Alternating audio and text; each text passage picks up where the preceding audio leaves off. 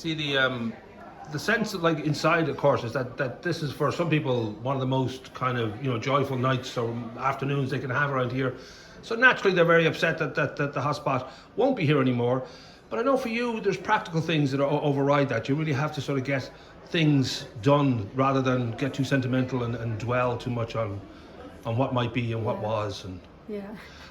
And what is the sort of immediate plan then? Is it just There is no immediate plan, but there's been lots of suggestions, advice, a few approaches, and I can't rush into anything. First of all, I need to finish up here, need to clear a little bit of stuff, and after that I just need to take some time because nothing's going to happen overnight.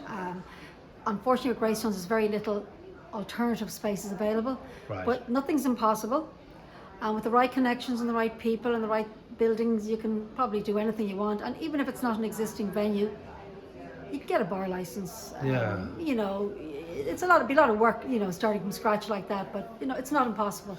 But it has to be right. The space has to be right. It's not just going to be any old hall or whatever. Well, the thing is, you've got a huge amount of goodwill around you, but also, and it sounds, very kind of current to say, there's great branding. Like Hotspot represents to a lot of people. Well, it's very much community as well as live entertainment. That is the thing that people love, and it's kind of like it's the nightlife in Greystones, and they can, you know what I mean. And it's the fact that they don't have anything, even if it's a party, because parties have been really important here. 30th, 40th, 50th, 60th, whatever, and they're very important for people to regroup, especially younger people that have moved away, come back, and it's very important for them as well. Even if they don't come to all the gigs.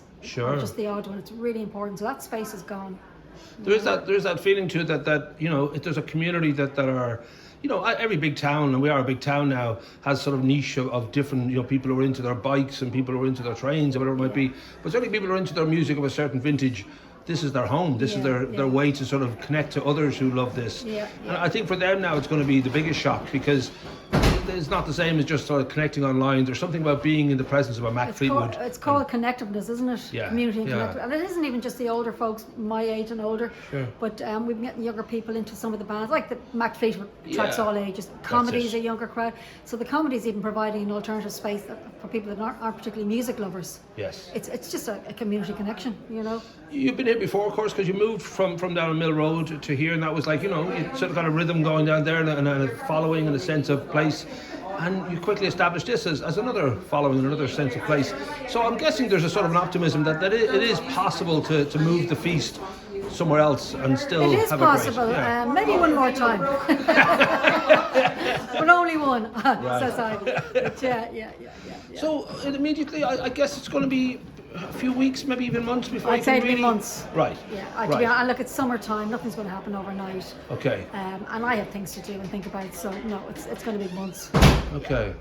Now, for all the kind of stoners who are going to be wandering the streets with nowhere to go, any advice for them? Like, I suppose stay warm, try to get indoors at night, Well, I heard a rumour someone wanted me to run a rave on the beach. Now, I'm not quite sure how that will happen in Greystones, but they seem to be very optimistic. We'll look into that then. That sounds good.